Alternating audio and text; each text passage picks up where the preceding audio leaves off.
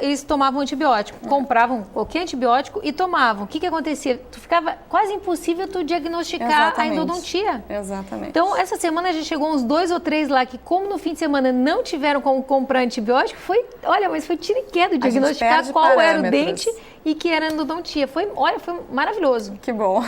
Coitadinho do paciente teve dor, mas o problema, Ana Paula, é que assim, o paciente acaba comprando aquele antibiótico que é o mais potente.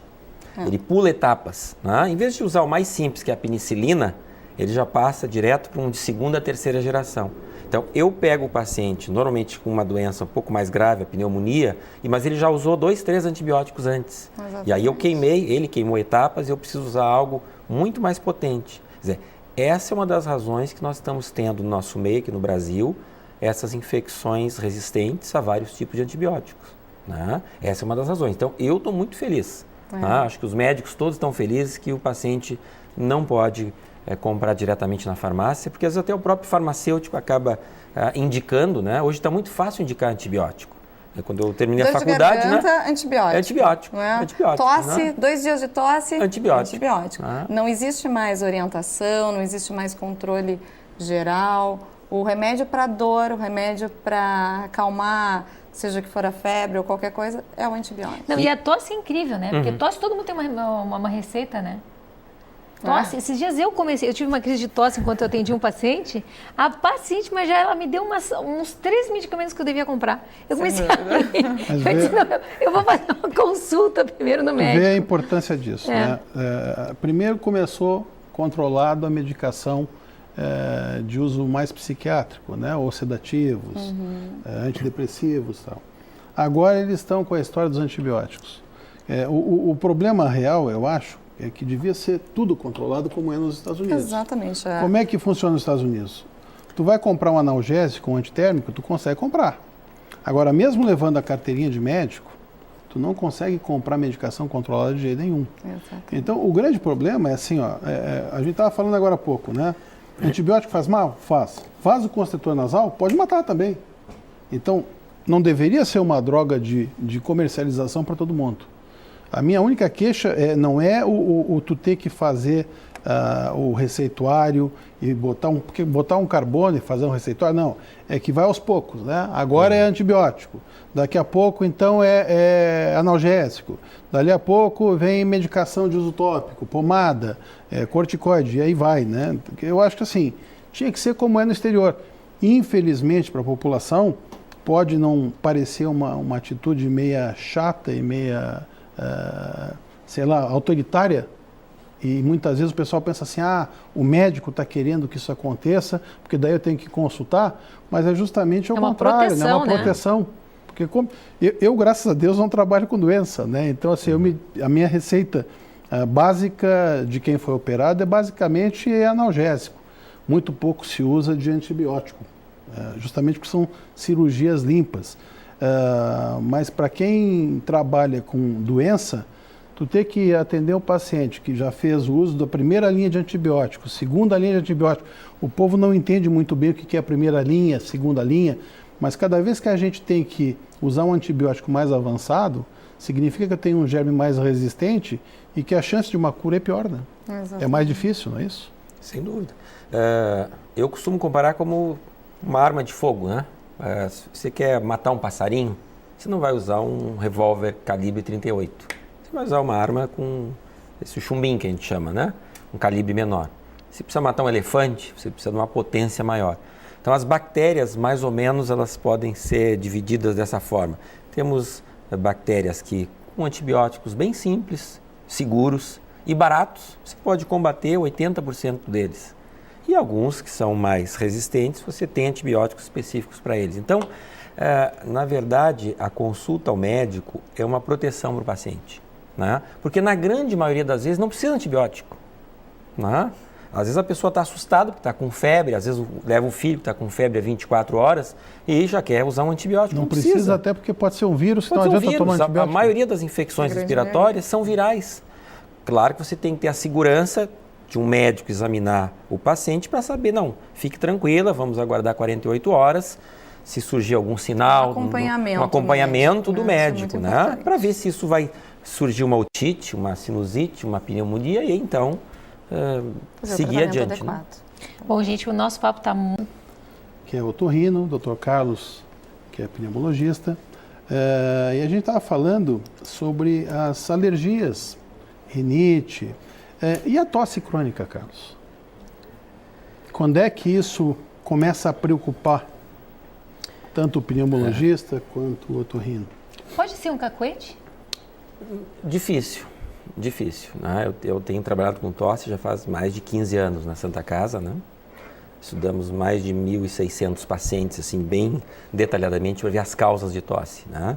E tive um caso só de cacuete, né? É importante a gente falar, porque às vezes o filho começa a dizer, é cacuete. Era uma criança que foi totalmente investigada, né? E a característica do cacuete, ou a tosse psicogênica, é que o paciente não tosse à noite, né? Então, porque a tosse, quando tem uma causa, ela acontece de dia, de noite, de manhã, à tarde, né? Mas esse cacuete, essa tosse psicogênica é rara. Uma das características dela é essa, a pessoa vai dormir e a tosse cede. Então, mas é raro, eu vi, acho que um caso só, nesses 15 anos. Né? Mas é uma boa dica. Então, eu não costumo classificar já de saída, isso é um cacuete, isso é uma tosse psicológica. Né? Não é, a pessoa tem mais coisas para expressar suas dificuldades aqui com tosse, que é um sintoma muito chato. Né? Incomoda e na verdade nós temos estudado isso há muito tempo. Né? Só para pegar o gancho ali com a Roberta, né? Na verdade o pulmão e as vias aéreas superiores é tudo uma coisa só, são as vias respiratórias, o aparelho respiratório. Essa divisão que a gente faz do otorrino-pneuma só é anatômica, né? Via aérea superior e via aérea inferior. Na verdade existe um aparelho respiratório e o pulmão depende muito do nariz. Né? Se o nariz não funciona bem, repercute no pulmão. Né? O ar precisa chegar no pulmão filtrado, aquecido e umidificado.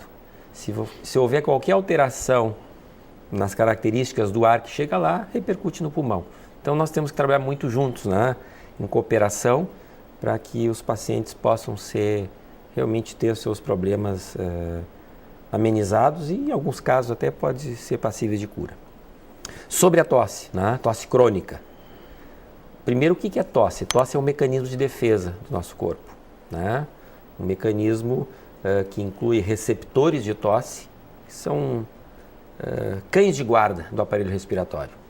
Nosso aparelho respiratório começa, então, no nariz, termina nos alvéolos, que é a porção final lá do pulmão, onde ocorre a troca gasosa. Então, ao longo de todo o aparelho respiratório, nós temos esses receptores, esses cães de guarda. Começa no nariz, nas fossas nasais, no ouvido, na faringe, laringe, traqueia, brônquios. Né? Então, quando um desses receptores é estimulado por qualquer causa, nós vamos ter tosse.